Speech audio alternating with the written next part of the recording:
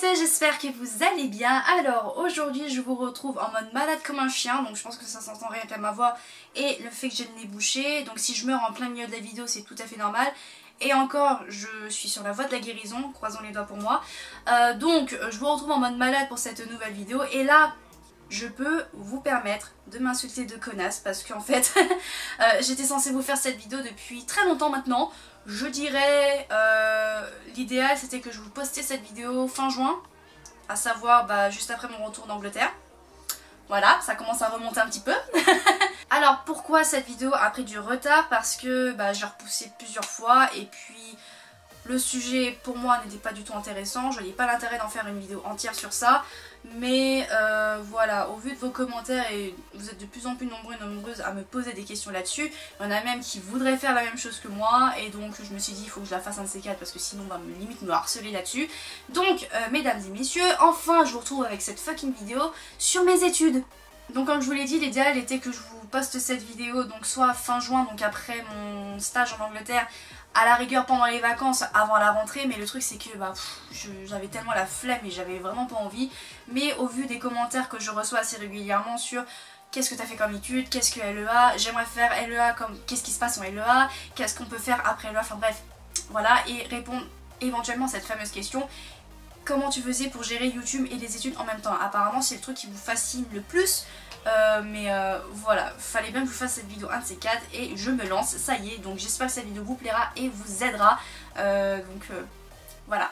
Donc après l'obtention de mon bac littéraire option anglais renforcé, la suite logique des choses a fait que je vais faire des études de langue. Alors mon papa, y compris la conseillère d'orientation de l'époque, m'avait conseillé de faire ce qu'on appelait à l'époque LLCE. Alors il me semble qu'ils ont changé de nom ces dernières années, mais à mon époque, putain j'ai l'impression que je suis une vieille quand je dis ça. À mon époque ça s'appelait LLCE, donc langue, littérature, civilisation étrangère. En gros tu étais spécialisé dans une seule langue, mais le truc c'est que pour moi je voulais vraiment continuer l'anglais et l'allemand en même temps. Donc en faisant des recherches sur APB, donc admission post-bac, qu'on se dise tout de suite c'est un site de merde, j'ai quand même trouvé les études que j'ai fait pendant 4 ans et non 3 parce que j'ai redoublé ma première année, LEA, anglais-allemand, donc langues étrangères appliquées. Voilà comment j'ai atterri en LEA.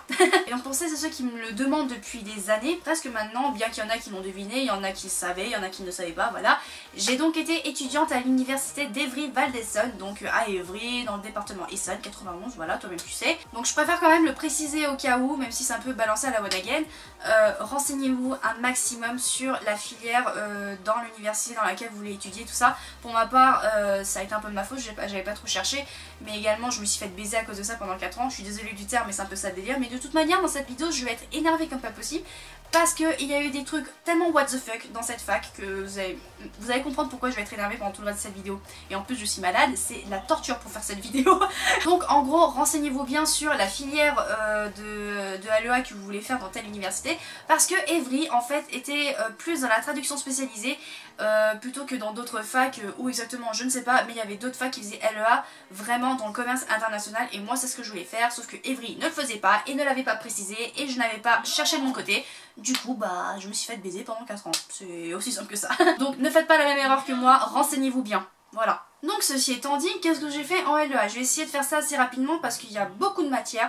En gros, en première et deuxième année, je vais réunir les premières et les deuxième années en même temps parce qu'on fait quasiment la même chose pendant 2 ans. Et c'est vraiment en troisième année où ça devient vraiment très intéressant. En première et deuxième année, je vais vous dire que les matières importantes, les matières inutiles, je vais passer outre parce que c'est juste what the fuck. En première et deuxième année, vous faites... comme je l'avais mentionné dans la vidéo Tokyo Hotel et l'anglais, de la version et du thème. Donc version c'est par exemple tu vas me demander de traduire une chanson de Tokyo Hotel. Donc par exemple quand la vie était facile et que nous fumions du shit à l'arrière de ta voiture et que nous regardions les étoiles. Ouais, ça c'est de la version. Et enfin le thème c'est en gros tu vas me demander de traduire une chanson de Kyo par exemple, hein. Voilà, je vais te traduire ça en mode dégueulasse. I just want a last dance. Ensuite on avait forcément, vu qu'on est amené à traduire des trucs, de la grammaire et du français. Donc français forcément pour te faire rappeler quelques règles de français. Et enfin de la grammaire, donc anglais, allemand, je précise anglais et allemand partout parce que j'ai fait ça, voilà. Et je déteste espagnol pour celles et ceux qui vont me demander. Voilà, c'est dit, c'est fait, vous allez encore plus me détester. Donc la grammaire très important également parce que forcément la grammaire anglaise n'est pas forcément la même que la nôtre française, ou alors l'allemand n'est pas forcément la même chez nous en France. Donc très important également ces cours là, très intéressant, un petit peu dur je dois l'admettre, mais si vous suivez bien les cours et si vous apprenez bien vos leçons, ça devrait le faire. Voilà. Ensuite la culture et civilisation. Alors pourquoi il y a ça? Alors qu'est-ce que c'est déjà?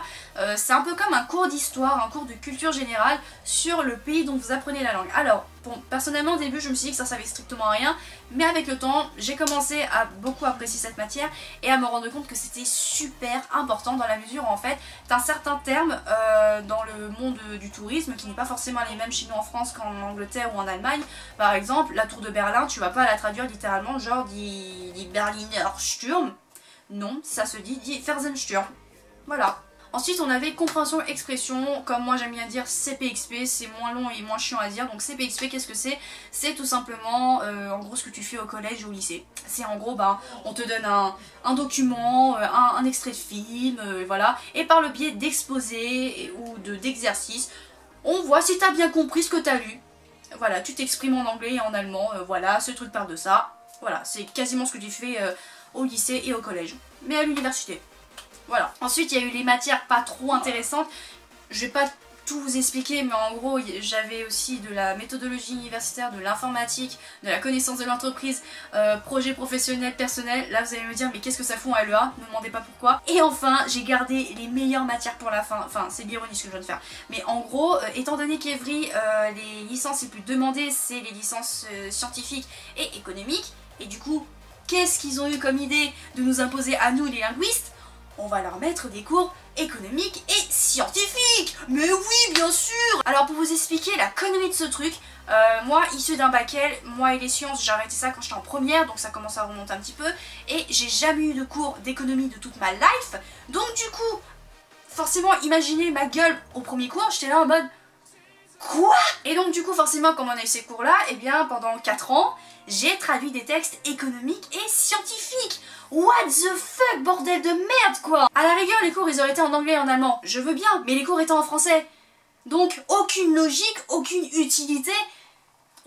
C'était une perte de temps pour moi. Et en plus je détestais ces cours-là, donc c'était une torture pour moi. C'était de la merde, voilà. Après, heureusement, il y a eu la 3e année, donc vous oubliez les matières que je viens de vous citer et vous gardez les matières que je vous ai mentionnées tout à l'heure, enfin un peu plus tôt, sauf que vous enlevez la compréhension expression, donc c'est PXP. Ajoutez à cela la traduction orale, traduction audiovisuelle, correction phonétique, outils informatiques, plus ou moins important, mais bon, je vais vous expliquer pourquoi, et l'image numérique. Bon, l'image numérique, c'est le truc qui sert strictement à rien, mais... je vais vous expliquer pourquoi. La traduction orale, c'est la traduction vraiment simultanée, interactive, dynamique. En gros, vous savez, les gens qui traduisent directement sur la voix d'une personne étrangère dans un JT du soir, voilà, bah c'est ça. C'est en gros, voilà, on te mettait un podcast ou une chanson ou un extrait de film et tu traduisais directement par-dessus.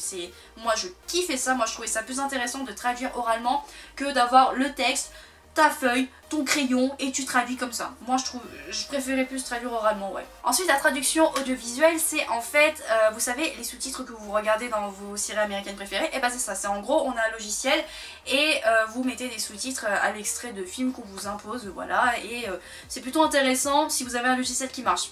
Pour vous faire court, on avait un fucking logiciel dont la fac avait payé une blinde pour une licence, un logiciel qui était censé être sophistiqué, performant, tout ça, mais pendant très longtemps, on n'a jamais pu travailler avec ce fucking logiciel parce que pendant que tu travailles, pendant que tu mets tes sous-titres, ça pouvait cracher à tout moment, donc impossible d'enregistrer ou même récupérer ton travail, et donc c'était de la merde, très clairement. Correction phonétique, je vais pas trop m'étaler là-dessus parce que j'avais déjà mentionné dans la vidéo sur l'allemand, en gros t'avais une liste de mots. T'as l'air un peu con quand tu fais mais c'est super intéressant, c'était même ma matière préférée de toute mon année de 3e licence. Je kiffais ça. Et en gros, faut savoir qu'un de mes gros points faibles dans les langues, c'était la prononciation.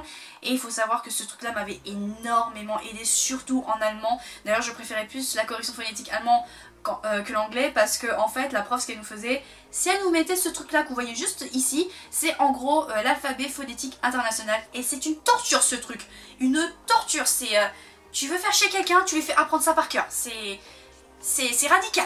Et enfin l'outil informatique, c'est tout simplement, on nous spécialisait vraiment dans la traduction, si on nous faisait manipuler des logiciels de traduction. En gros voilà, comment faire un lexique, comment faire un glossaire, ou alors mettre un texte sur tel logiciel et le logiciel te le traduit directement, voilà. Mais après il faut le corriger un tout petit peu parce que la machine peut être performante mais ton cerveau est beaucoup mieux, voilà. Mais le truc c'est qu'on nous a foutu de faux espoirs pendant toutes ces années pour nous faire travailler sur Google Traduction et Reverso. C'est ça ce qu'ils te font la fac. Non mais je rigole, moi je ressens comme ça personnellement, les autres ils ont ressorti autrement, mais moi j'ai vraiment sorti comme un gros foutage de gueule, parce que la seule et unique fois où on a utilisé ces logiciels là, c'était genre les derniers cours, avant les partiels, et en plus ces logiciels ne marchaient absolument pas non plus. Ouais, pour moi c'était du gros foutage de gueule, c'était vraiment un gros nœud dans ta gueule, c'était... Mais bon, moi j'ai ressenti comme ça, les autres je sais pas comment ils l'ont ressenti, mais moi personnellement j'ai très mal pris. Vraiment. Et l'image numérique, très rapidement, c'est un cours sur l'histoire de l'image. Alors, pour vous expliquer un petit peu, c'est en gros voilà l'image dans la peinture, dans un film, ou dans une photo, ou dans une œuvre d'art, ou dans les jeux vidéo. D'ailleurs les jeux vidéo c'était le seul cours intéressant, sinon tout le reste j'en avais rien à foutre. Mais alors pourquoi de l'image numérique en LEA, vous allez me demander, c'est parce que le master que l'université d'Evry propose, justement, le master LEA, c'est vraiment dans le sous-titrage traduit, tout ça, de traduction sous-titrage, voilà. Très intéressant si vous voulez vraiment travailler là-dedans, mais moi personnellement j'ai décidé de ne pas le faire dans la mesure où ça m'intéressait pas. Ça me faisait plus chier qu'autre chose même, mais voilà, si vous voulez travailler dans le sous-titrage et dans la traduction, ça peut éventuellement être bien, mais moi personnellement ça me faisait quand même chier de continuer la traduction. Ça faisait quand même 4 ans que je traduisais des textes, hein, très clairement, mais voilà, il y en a, ça peut intéresser. Moi personnellement ça m'a pas du tout intéressé et j'ai préféré arrêter au bout du bac+3, donc au bout de la licence, pour passer à autre chose, commencer à travailler et... Voilà. Alors en ce qui concerne le stage, parce que oui, quand tu fais une licence, il faut faire un stage à partir de la 3e année de licence afin de valider tes 3 ans d'études. Alors, pour ma part, je l'ai fait en Angleterre dans un bed and breakfast à 3 heures de Londres, on va dire à 2 heures de Manchester, ça va être moins compliqué, voilà. Et en gros, j'étais vraiment polyvalente, c'est genre j'étais à la fois serveuse, donc service à table, j'ai fait aussi de la réception, j'ai fait un peu de housekeeping, j'ai fait aussi un peu de room service, j'ai fait... voilà, j'étais vraiment partout. Vraiment partout, tout ça à parler en anglais, vraiment à m'immiscer dans la culture anglaise, et très clairement je ne vivrai jamais en Angleterre, j'étais pas bien là-bas, c'était... mais bon, le but c'était que j'ai ma licence, et j'ai eu ma licence, c'est tout ce qui compte. Voilà, alors ensuite cette fameuse question, comment faire pour gérer YouTube et les études en même temps? Parce qu'apparemment c'est un truc qui vous fascine ce truc là. En gros, je suis pas un exemple à suivre, très clairement. Moi je suis quelqu'un qui fonce dans le tas, quand je vois que ça marche, j'y vais par là, enfin c'est comme ça avec moi. En gros, les matières inutiles que je vous ai citées là, j'allais pas à ces cours là. Je passais outre ces cours là pour rester chez moi à faire mes vidéos, monter mes vidéos, tout ça. Et voilà comment je faisais. Et après entre temps je révisais, je faisais mes fiches de révision, tout ça. Mais quand j'avais pas cours, quand j'avais des cours inutiles ou des cours magistraux qui sont des cours pas obligatoires, je restais chez moi, je faisais mes vidéos. C'est aussi simple que ça. Je suis vraiment pas un bon exemple à suivre à ce sujet là, mais voilà, quand je voyais que j'avais le temps, je faisais mes vidéos comme bon me semblait, et voilà. Ah oui, petite précision également, pour celles et ceux qui me disent j'aimerais faire traductrice, tout ça, je respecte votre choix, mais faut pas compter sur moi. Arrêtez de m'envoyer des messages pour me demander comment dire tel mot dans telle langue, qu'est-ce qu'il faut faire, qu'est-ce qu'il faut pas faire, tout ça. Cherchez par vous-même, là je viens de vous dire tout ce que j'ai fait moi, je suis pas forcément le bon exemple à suivre, mais vous me l'avez demandé, mais c'est pas sur moi qu'il faut compter pour pouvoir réaliser votre rêve, à savoir être traductrice ou interprète. Voilà, c'est un travail personnel, donc voilà, regardez vos films préférés, vos séries en version originale sous-titrée si vous voulez, mais sans les sous-titres ce serait encore mieux. Allez carrément vivre à l'étranger dans le pays en question dont vous apprenez la langue. Vraiment vivez cette langue, il n'y a que ça pour pouvoir progresser dans les langues, donc c'est pas en vous disant oui je suis passionnée de langue et que vous êtes là comme une merde, non, c'est un travail personnel non-stop, donc vocabulaire, grammaire, tout ça non-stop à apprendre par cœur limite, donc voilà, ne comptez pas sur moi, c'est pas moi qui vous aidera à avoir votre licence ou réaliser votre rêve qui est de devenir la traductrice. voilà, j'avais envie de vous dire ça. Voilà. J'aimerais terminer cette vidéo sur ce point là parce que pendant très longtemps en fait, depuis que vous me suivez, vous êtes tous là à me dire tu devrais arrêter tes études et te consacrer à ta chaîne YouTube à 100%. Mais le truc c'est que j'ai pas assez de matière pour vivre de YouTube en fait. Et les gens n'ont pas compris que YouTube n'est pas éternel et que moi je pars dans le principe que YouTube un jour ou l'autre ça va s'arrêter et que si je me mets à fond sur un truc qui n'est pas éternel, vous imaginez pas la merde où je serais. Moi je préférais continuer mes études même si c'était pas le truc qui m'intéressait le plus. Je préfère en chier comme pas possible pour essayer de trouver du travail, mettre de côté pour pouvoir payer mon permis de conduire et avoir mon appartement, vivre toute seule comme une grande, tout ça. Je suis pas comme toutes ces filles qui sont fières de dire, d'ailleurs je respecte leur choix, hein, qui sont fières de dire j'arrête mes études pour continuer YouTube, tant mieux pour elles parce qu'elles avaient déjà de la matière. Moi j'ai pas cette matière là pour le moment, donc si là oui j'avais déjà 1 million d'abonnés et des millions de vues, là oui j'aurais arrêté mes études. Mais là j'ai pas ces millions d'abonnés tout ça, d'ailleurs je m'en fous royalement, mais je pars du principe que j'ai pas cette matière pour me dire sur un coup de tête, allez hop, j'arrête les études et je continue YouTube. Non, et encore une fois, YouTube n'est pas éternel, ça va s'arrêter un jour ou l'autre et je veux pas m'aventurer dans un truc qui n'est pas éternel, qui n'est pas du tout sûr et qui change constamment, hein, faut pas se le cacher, hein, voilà. J'ai préféré continuer mes études dans la mesure où bah, il y avait quand même un engagement personnel et financier parce que des études ça coûte très cher et puis bah moi je suis quelqu'un qui, à partir du moment qui s'engage à quelque chose, bah je le fais jusqu'au bout. J'ai commencé LEA, je finirai LEA et voilà, j'ai fini LEA, maintenant je galère à trouver un boulot, mais ça va le faire. Croisez les doigts pour moi. Et donc tout le monde, cette vidéo spéciale études, LEA, tout ça est enfin terminée, enfin, donc s'il vous plaît arrêtez de me harceler avec mes études, j'en ai terminé de mes études, donc arrêtez s'il vous plaît, voilà. Comme d'hab, si ça vous a plu, n'hésitez pas à me dire dans les commentaires ce que vous en pensez, un petit like, partager, blablabla, vous connaissez la chanson. Et donc là je vais aller mourir dans mon lit parce que là ma voix commence à...